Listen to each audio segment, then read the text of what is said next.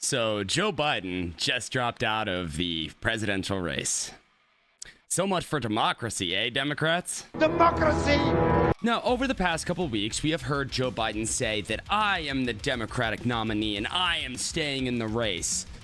Except for the fact that he tweeted today that he's dropping out and he's endorsing Kamala Harris. Guess that makes him a liar now, don't it? Now, what's all this mean? I'm glad you asked. We are currently playing in very murky waters. The way that a normal election cycle goes is there's a primary, people challenge them, they debate, and the voters get to pick their candidate. But this time, the people on the left, the Democrats, they don't get to pick their candidate at all. Their candidate has been appointed by their God King, Joe Ice Cream Eating Biden.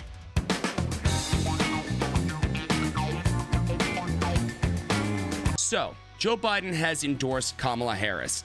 So what that means is we're going to have to go to the convention. Joe Biden cannot give his delegates that have already voted for him to another candidate. He cannot give delegates that are pledged to him to another candidate.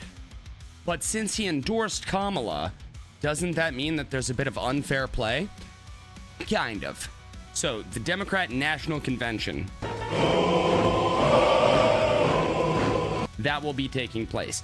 But rather than it just being a joyous occasion with pro-Palestine flags and pride flags and a burning American flag, no. This time, it's going to be all of that, but a bunch of fighting.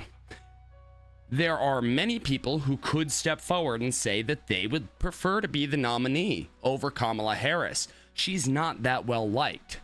Now, Senator Harris says she's proud of her record as a prosecutor and that she'll be a prosecutor president, but I'm deeply concerned about this record.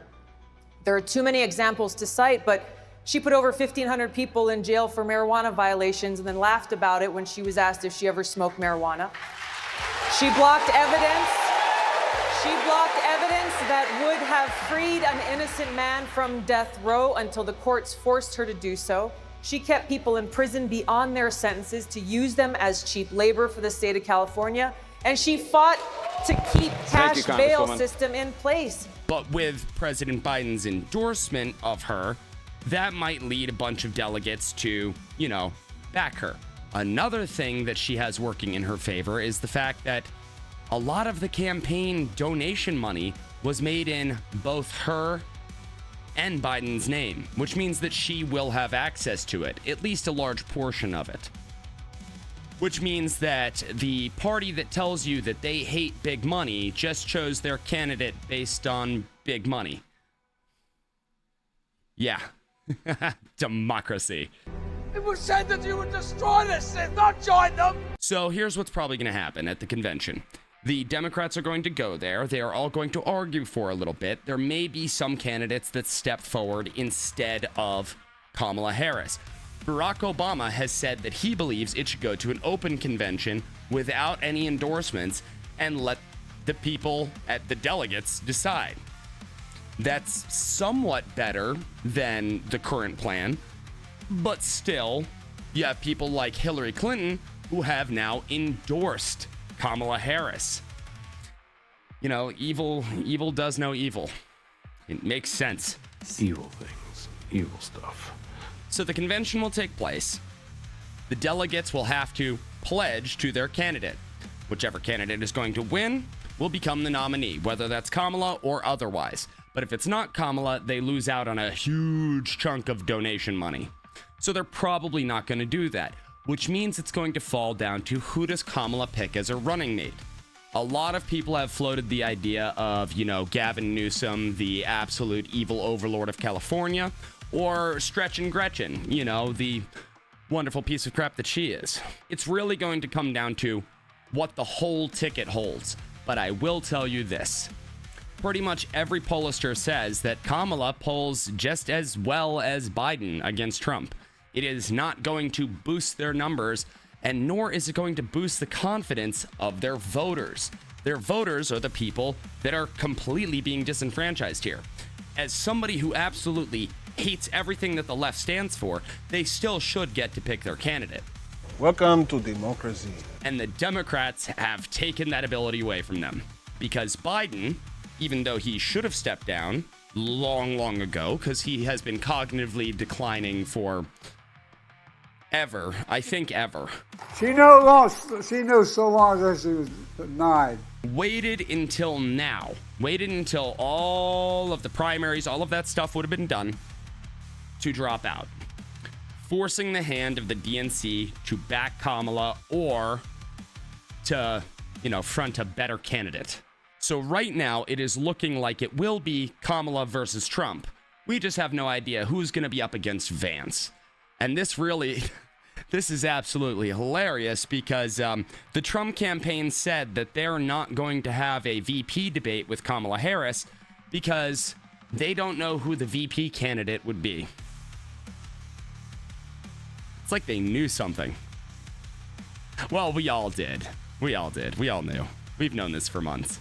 Now, since all of this has happened, a bunch of Democratic donors have once again been funneling more of their money back into the DNC's coffers.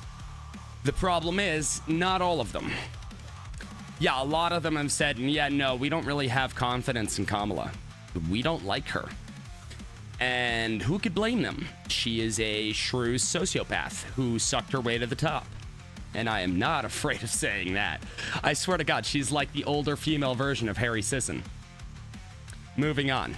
But that does mean that there is a lot of infighting still to take place within the Democratic Party. Meanwhile, with Republicans, there was a primary, there were challengers, and Trump was chosen by voters in a primary.